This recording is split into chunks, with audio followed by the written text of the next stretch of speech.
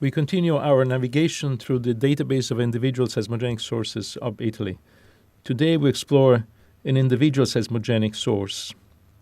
This is a type of source represented by a rectangular plane embedded in the upper crust. In the database we see the projection onto the surface of this deep source. There are many sources in the Italian database. We concentrate on a specific source from the Central Apennines, Central Italy. We remove all the information that's not needed at this time. We concentrate first on the composite seismogenic source in orange, and now we concentrate on the individual seismogenic source, which is the box in yellow at the center of the image. We can see the surface projection of the fault outlined by the pointer. And we can see the slip vector that indicates the direction of slip of the two sides of the source. The source we consider is called Fucino Basin and occurs in the Central Apennines. If we click on the source, we can see the code associated with the source. The code is formed by IT, which is Italy, IS, which means individual source, and then there is a code. Then we have the name of the source. We have the names of the compilers and the names of people who contributed to developing the source, along with their affiliations. Then we have the date of preparation of the source and the date of any improvement that has been made later. Then we have the name, the code of the composite source to which this individual source belongs. Going down below, we see the list of the parameters that describe the source three-dimensionally, as all the others in the database. In particular, we have the coordinates, we have the length of the source, the down-dip width, the minimum and maximum depth, the strike of the source, the dip of the source, its break angle. In this case, this is a normal fault, purely normal fault. We have an estimate of the slip per event, an estimate of the slip rate, normally from the literature, and a recurrence interval, minimum and maximum. Finally, we have an estimate of the moment magnitude associated with this particular source. Each parameter is assigned a quality. The quality gives you an idea of what is the reliability of this piece of information.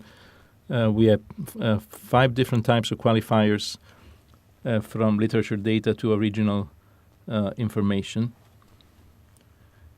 For the Fucino source, we have the most of the parameters are assigned LD, which means that they're taken from literature data, which is the most reliable category. If we continue down below, we see the surface faults associated with activity of the main source. And we also see the event that has been assigned to this particular source. The event is the 1915 January 13th earthquake called the Avezzano or Fucino earthquake. This was a disastrous 6.7 earthquake which killed over 30,000 people in the Fucino Basin. Down below we see an estimate of the previous earthquake generated by the same fault. The estimate says that this occurred in 508 AD, which means 15 centuries before the 1915 events.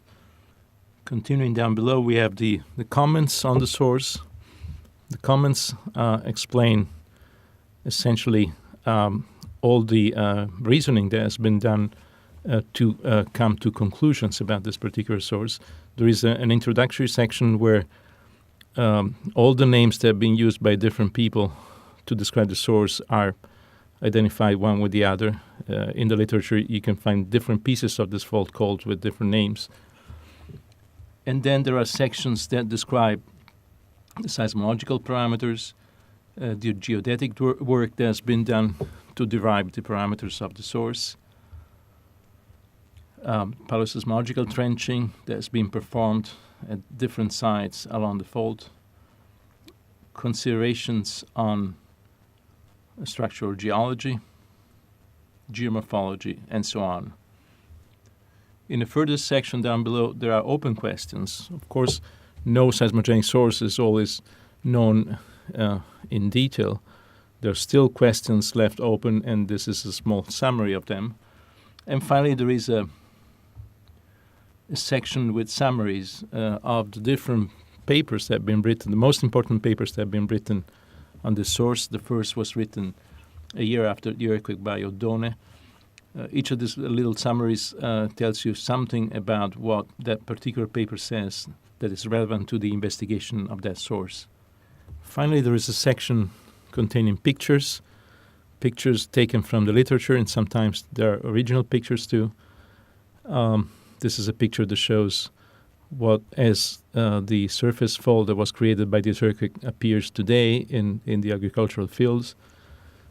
Then there are other pictures dealing with models that have been derived. That was a geodetic model, or with reconstructions of the geomorphology of the Fucino Plain. Finally, there is a long list, in this particular very long list of references, 144 references for this earthquake.